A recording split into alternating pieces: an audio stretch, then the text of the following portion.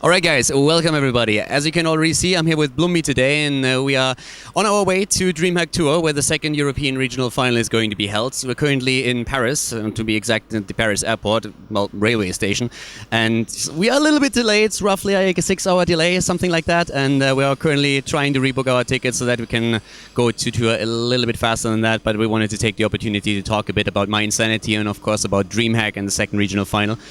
So Blumbi, first of all, a question about your qualifiers. Once again, you qualified in the third and the last qualifier, the last chance qualifier. Something that you actually by now are probably pretty used to, but can you explain to us a bit, where does that discrepancy come from your performance offline at the event, where you usually come into at least the semi-final or even the finals, and then the online performance where you always seem to struggle until the last qualifier where you finally make your mark? I actually think offline we play pretty well, like in comparison, because we get hyped so much. Like the atmosphere, the setup, like the crowd, everything, it hypes us, and we play a lot better. And therefore, yeah, I just think that's mainly the reason. Online, I don't think we're playing bad. I just think other teams, they just don't get that offline bonus that much that we get. It's just they play just as good as online, but they don't get maybe not that hyped. So, yeah, I think that's the difference. And also, I don't think it matters when we qualify. Like, if we qualify first or third, it doesn't matter. It matters in terms of seeding, yes, but we want to win the whole thing anyway. So we have to beat any team anyway. So it doesn't matter where we get seeded, right? So you talk a bit about an offline bonus, which is actually quite different from what you get to hear when you talk to other teams who are usually talking about nervousness at an event and how they start to struggle a little bit more.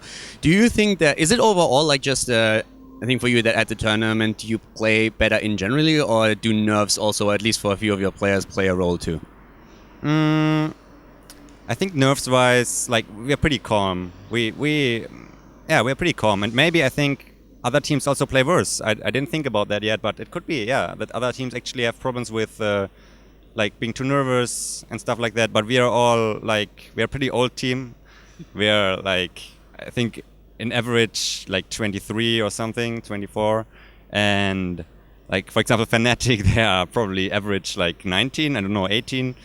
I think that's probably aiming quite high, considering that Breeze is how old right now? 17, 16? I think he turned 17 by now, right? Yeah, but yeah, you can just see maybe it's just you're a bit less nervous, maybe because of that fact, just because we're older. I'm not sure. Maybe that's the point. Do you personally have any previous experience in competitive esports? Did you play other games where you were able to participate in tournaments and also succeed? No, not really. I played League of Legends before. I was good at the game. I was at the top of the ladder, but I didn't really play competitive. I just didn't aim for it. I was studying, and when Heroes of the Storm came out, I just thought, wow, that game is so cool, and I really want to play it on a competitive level. And that's I built the team with Darkmock, and yeah, then we just ended up here. So how did all of that actually happen? Lead us a little bit through your career so far in esports. I mean, the game, of course, is pretty young, and we are in 2016 right now, where we finally have we had the first global final, which was pretty epic, of course. We're heading into the second one, which is going to be taking place in just a month. So how did all of that just develop for you? I mean, I love how many tournaments are happening right now. So in the past, or there were just so many tournaments right now, and I love it. It's really good for the competitive players, for the scene, and I love what Blizzard is doing there. And for me, it's just it's a cool experience, and for every player who comes to these events as well. And I think it's good what they are doing, and yeah. So how did you actually start with esports? You said that you were in a team with Darkmock and at the beginning, but how did you make that leap from just being a player that maybe participates in an online tournament to really playing for a serious team, playing for mYinsanity now for quite some while and having success there? We played in Alternate Fantasy first, a lineup that was known to lose consistently to every top team for half a year. Everyone was oh, it's Alternate Fantasy, nice. They will go to maybe quarterfinals or something and then drop out. And it was always like this. It's always been like this. And we figured just roster-wise, our roster wasn't that strong, and also synergy-wise, we just didn't have the synergy there yet. But I learned a lot during that time, and Darkmock as well. And then eventually we ended up with Gert and Nurok and Wubi actually afterwards, after Gert left. And from there on, I think we just steadily improved. I think we had players who were like top five in their respective roles, which is important to have also. And we started to get good synergy, especially Darkmok and me, because like we play for over a year together now.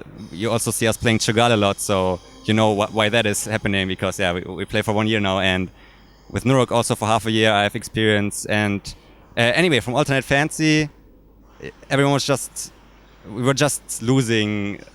Like it's just the truth. We were just bad. I can tell you, for everyone who is, I don't know, starting up in a pro team and who wants to become really good, you will just get wrecked in the beginning usually. My first offline event with Alternate Fantasy, we went 0-8 in maps. It was in Gamescom last year. We just got completely wrecked. It felt so bad, but you just keep going. Just keep doing what you love, and if you know you're good, you will eventually succeed. Some have an easier road, some have a harder road, but in the end, you will succeed. So one of the questions that I also have is, like, you already talked about that you didn't really have any previous experience in esports, in competitive. That's also true for a lot of the team members we have. But you also have Hazop, so of course is, like, at least in Germany, a legend when it comes to esports. I mean, he has been around since the times of Warcraft 3. Does that actually help you? Does he have, like, insights that he can share with you? Or is he really like that guy in a tournament that if, let's say, the shit hits the fan and everything just goes south, he's the one in the calming voice that says, like, all right, we can still do this? Or is it just the other way around? Does it help you, or...? It helps. I think it helps. He is pretty calm. Like, it was only one situation I can remember where he got really upset about the game, or like angry, not upset at his mates, but angry after a game where he had to go out of the booth for two minutes. It was after the Cloud9 series, obviously, that we played in Korea, which was basically a 2-0 if we don't play like complete retards. But we did, and everyone was super mad. Like, I was mad at myself, everyone was super mad that we didn't make it, and we lost the series, but that was the only scenario where he didn't really stay that calm. But in all other scenarios, he's the calm guy. He is definitely the guy who has the most experience, who stays calm, who just does a lot more calling also offline, a lot more, like, Splender's doing the main shot calls usually, but he also, I think he talks a bit more offline as well, which gives us all a bit more confidence. So, talking a little bit about mYinsanity as a team, you guys have been playing around together. You have been playing together for quite some time right now, and one of the things that people always like mention is that the hero pool that you guys have is just absolutely crazy. You have a lot of players that are very flexible in the way that they play their roles, and therefore you have also a lot of options when it comes to the draft. Is that a sentiment that you would agree with, or do you think there are other strengths to mYinsanity that people don't see as clearly? I think that's our main strength, actually. The other strength we just started to build up more is that we have very good synergy in team fighting. Or we started to get very good synergy in team fighting after playing together for several months. But yeah, our main strength is definitely the huge hero pool. Like, Hazop can play so many heroes. Nurok can play literally everything. Plus Tacita. Yeah. Like, obviously.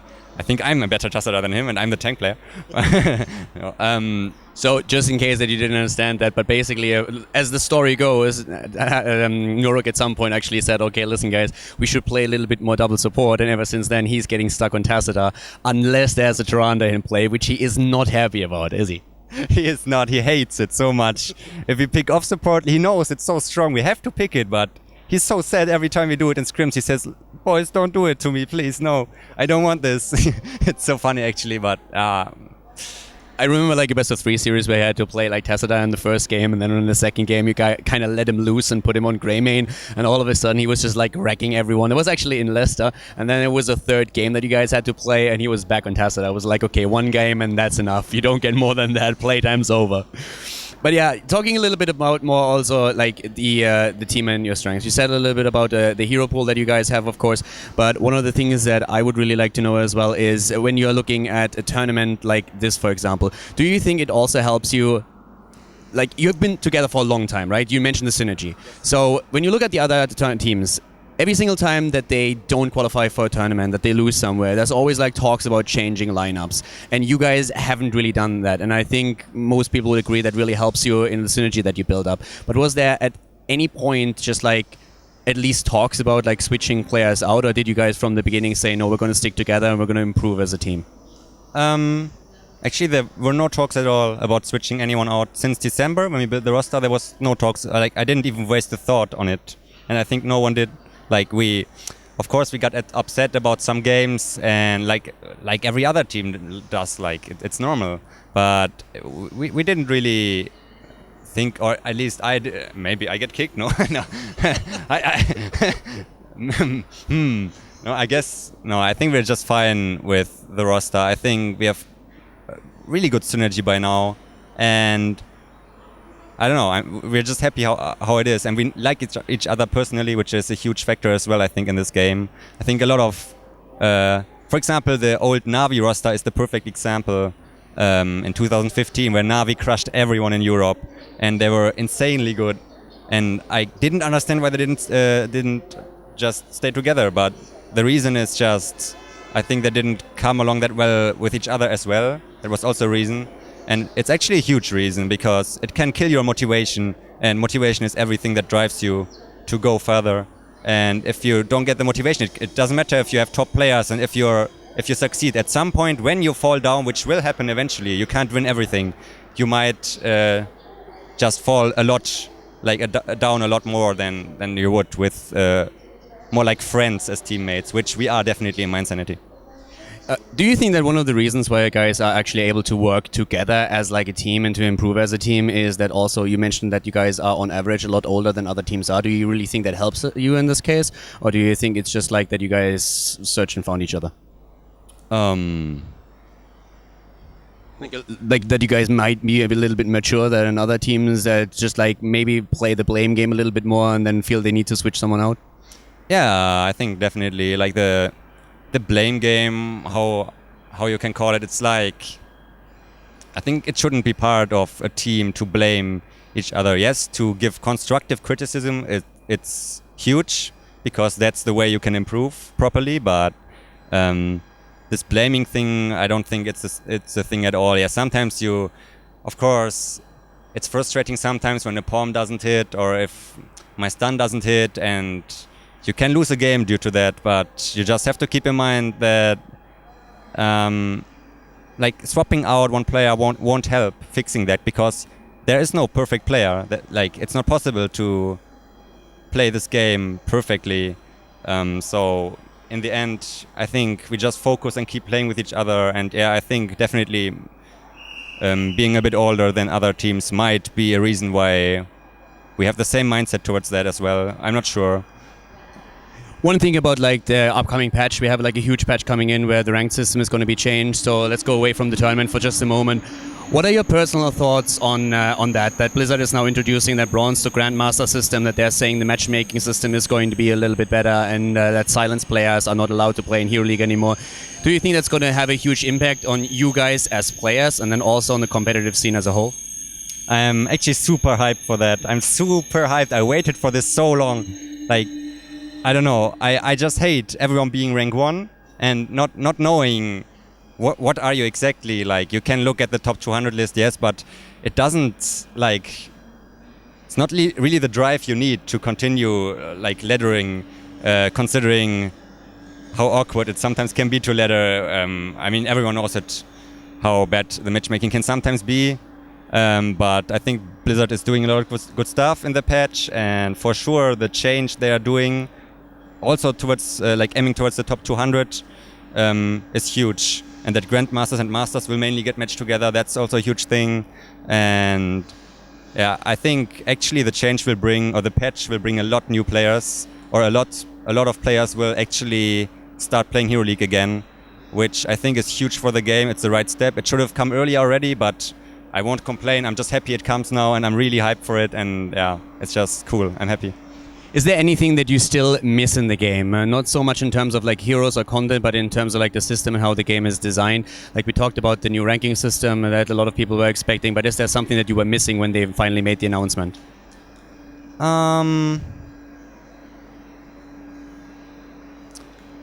Actually, that was the main thing I was waiting for, the ranking system. So, I mean, the game feels pretty complete, I have to say. With the ranking system now included, it feels like it finally feels like it's not in beta anymore.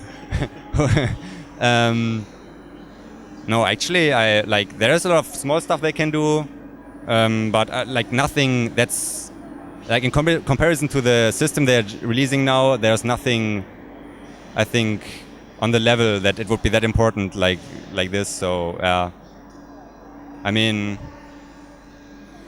I'm thinking about it, but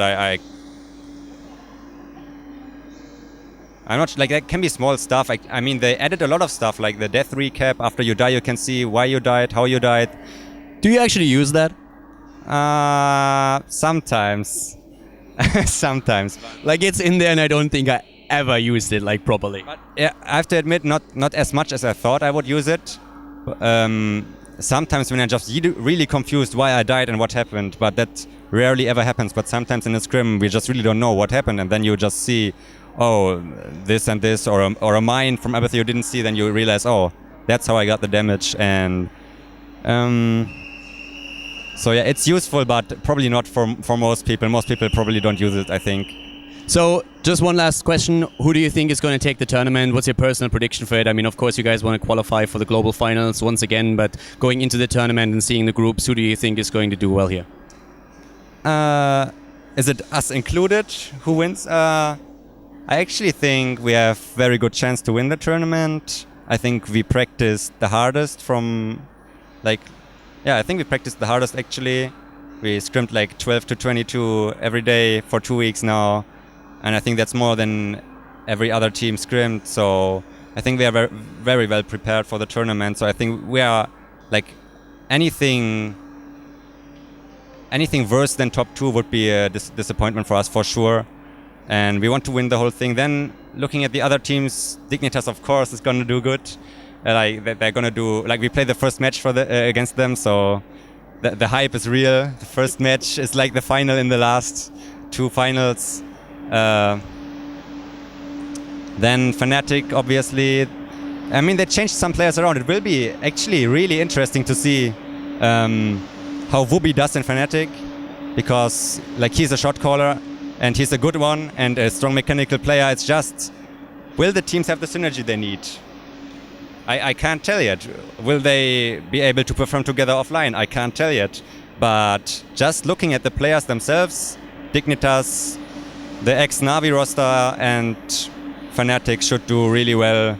And Liquid, we didn't scrim them at all, so I can't tell. Actually, we didn't scrim them at all, so I can't tell, but they should be doing fine as well. But yeah, mainly I think Dignitas, where you can be hyped for Alex being their tank now, and yeah, I mean, we will see how it goes for them. All right, thank you very much. I hope that the sound was not too bad, guys. Of course, we have a couple of trains to deal with here, but we decided to do the interview outside since in there the announcement voice is just a little bit too loud. So we're going to see those boys, of course, at Dreamhack Tour. And yeah, once again, Blumbi, thank you very much for the interview.